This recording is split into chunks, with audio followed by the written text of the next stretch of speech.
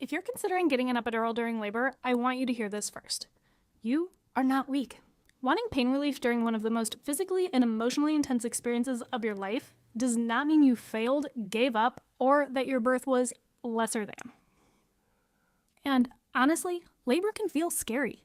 My name is Jamie. I'm a midwife. I've been attending births for over a decade.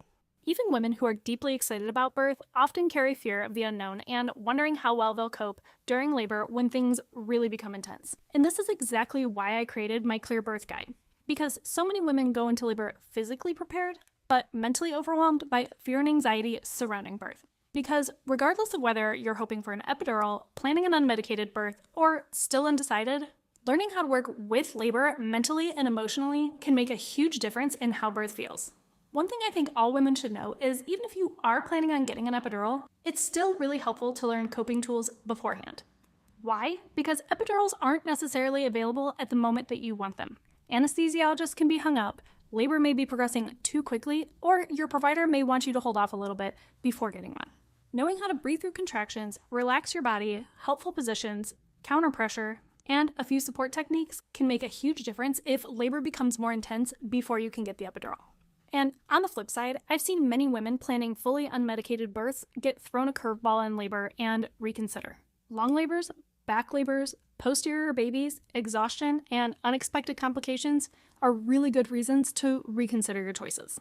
In these unexpected situations, an epidural can be a really helpful tool, and using them does not mean anybody failed. In fact, epidurals can help women avoid C-sections. They allow moms to finally rest and relax, which actually helps contractions become more effective. As a midwife, I've attended unmedicated births, water births, induction births, epidural births, and cesarean sections, and I can honestly say there is no right way to give birth.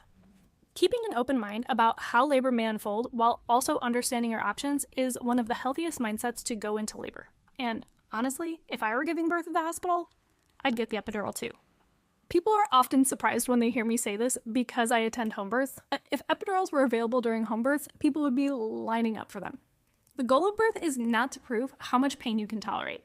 The goal is a healthy mom, a healthy baby, and a birth experience where you felt informed, supported, respected, and empowered by your decisions. So whether you choose an epidural, want to avoid one, change your mind halfway through labor, or end up somewhere completely different than your birth plan, you are not weak.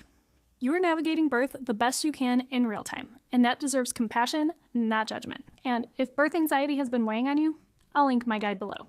If you find this type of content helpful, let me know by hitting like or hit the subscribe button below.